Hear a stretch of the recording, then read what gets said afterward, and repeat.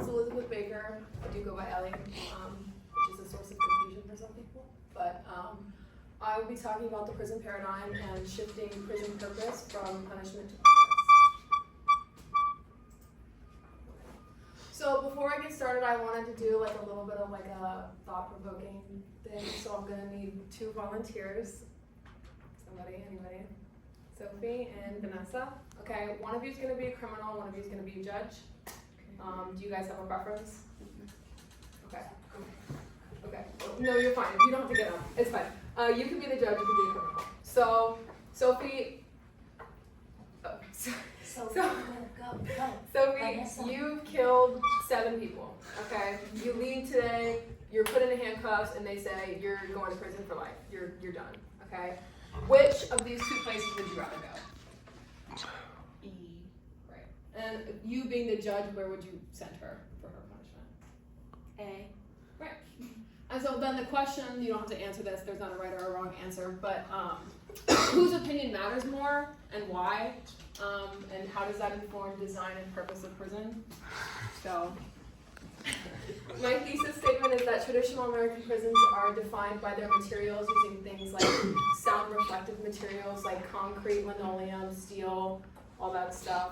Uniformity is a big thing as well. Everything is identical, the hallways are the same, the colors are the same, the bars are the same. Confinement's obviously a huge part of prison. You want to keep the criminals contained. And then privacy and resources. You don't have any privacy and your access to resources are extremely limited. Okay, does anybody have any guesses as to what this is? Or what maybe it was used for? Hunter? For carrying slaves? No? Is it a prison? These were the first prisons, so they didn't really know what to do with prisoners, so they just kind of loaded them onto a boat and shipped them off to do hard labor, so they would do things like rowing the oars and just be out there. And commodity was provided to the staff, but obviously not the prisoners. And this was around the 16th century, so it's kind of like the history of where things got started. But this is the first ever penitentiary. The penitentiaries came about in the 1800s, but because of the Quakers, and they kind of made it as a place for sinners to do penance, hence the name. And this is actually the first penitentiary ever. It's the East State Penitentiary. It's still, you can still go to it in Pennsylvania, but it's just not active, so. But then my first example is the New Jersey State Prison. This is the oldest still active prison in America. These are some pictures from the outside. That's one of the cells. And then that triangular shape is gonna come into play in a minute, but yeah. So how does this connect to the thesis? They use sound reflective materials like steel, concrete, terracotta, linoleum, and then uniformity. It's very monotonous. Everything looks the same. There's no variety whatsoever. And then confinement, obviously there's concrete cells, all of which are identical, and then the minimum floor space for them is those perimeters there, and those can vary between prisons, but it's usually about the same for each. And privacy and resources, there is no privacy. All of the cells are contained by bars, which you can see into, and things like that. And I looked into the resources that they offer, but there's very, very limited vocational training, so that's not really a thing either, unfortunately. So this one's interesting because it kind of talks about how, despite good intentions, the genre characteristics can sometimes lead to a different purpose than what was intended. So the whole goal of this architect was he wanted to make it like a pyramid, because in Egypt you would go in, strip yourself, go in and be cleansed and spend time reflecting on yourself and come out a better person.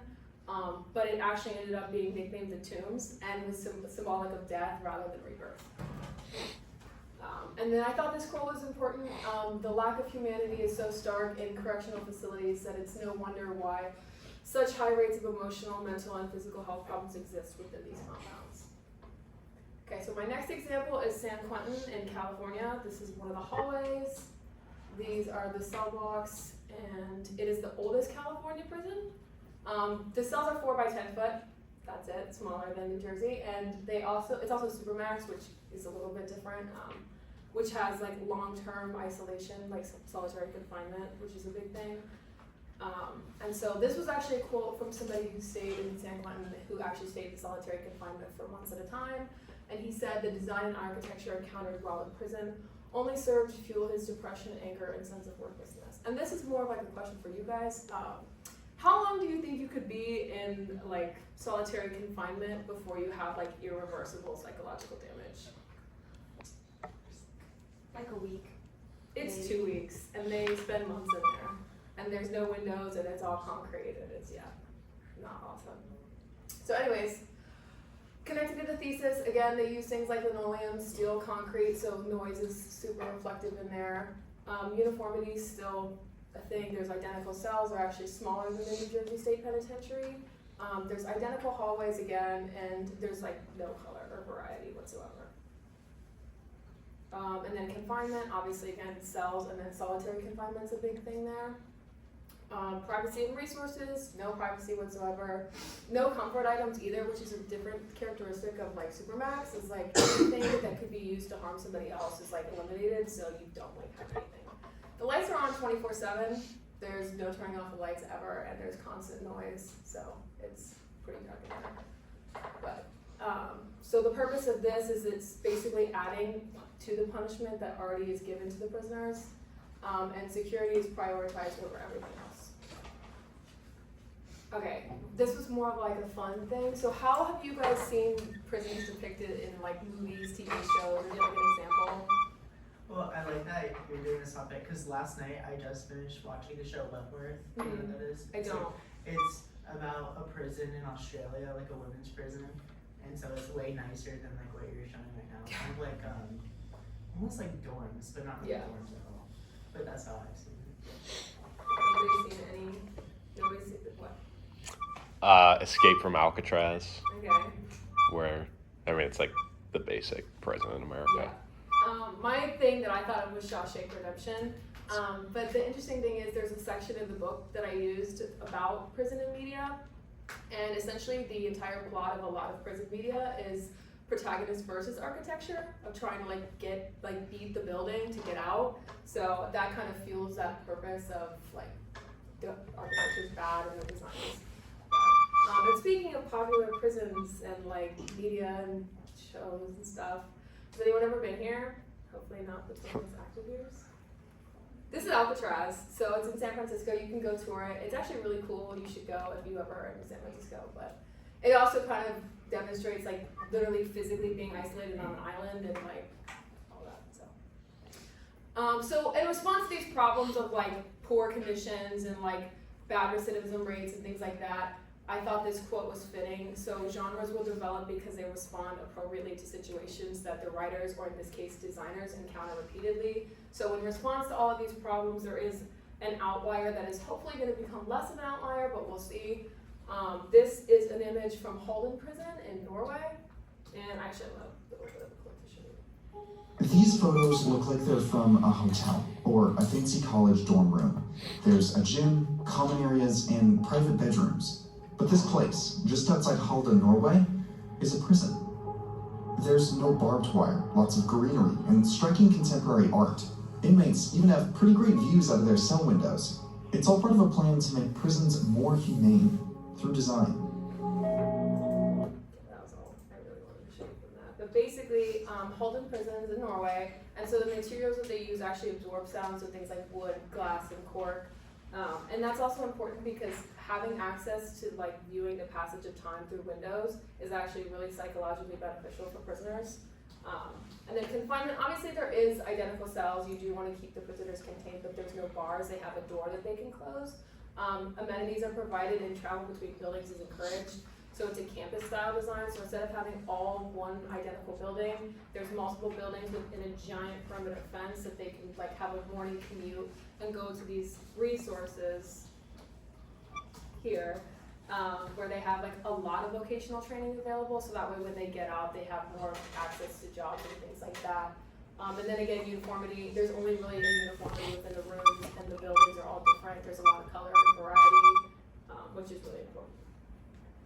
So this prison's purpose is basically just to house them and to encourage rehabilitation rather than adding to the punishment that they already face. So my question to you guys is, what do you think is more effective? I think depending on the crime, perchance, maybe more effective psychologically, because I feel like the super intense isolation is not gonna make someone, it's gonna make it really hard to function in society after you're released. I feel like the nicer, like the Norwegian prison, I feel like that would have a better effect on less people coming back to prison after they get out. Does anyone disagree? I feel like that's true, like having nicer prisons would help keep people out of prison once they already come in, but I feel like having harsh prisons keeps it that like innocent people like don't commit crimes because there's like a reason you shouldn't, compared to just chilling at the dorm. So Norway actually has a 20% recidivism rate, which is like basically when you get out of prison, the percentage of people that actually go back. And the U.S. has a recidivism rate of 82%. So 82% of criminals go back to prison. So my question to you guys, again, another question is, why do you think we don't use it if it's like so effective?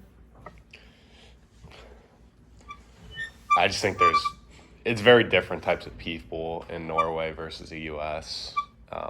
And I think we just don't want to put the money into the nicer prisons. It is so much more expensive. I think it's also for looks too, like it kind of looks better for the government to punish, like really punish a bad person rather than just send them away. So like Yeah. So the biggest issues are money, of course. It's really a lot more expensive to provide them the resources that they need to be successful after. And on top of that, Norway's population is like exorbitantly smaller than ours. So they're gonna obviously have less criminals anyways. But going with that, the U.S. has like the highest prison rate ever, and we don't even have the largest population in the world. But that's a different issue. That's more systemic. But these are my works cited.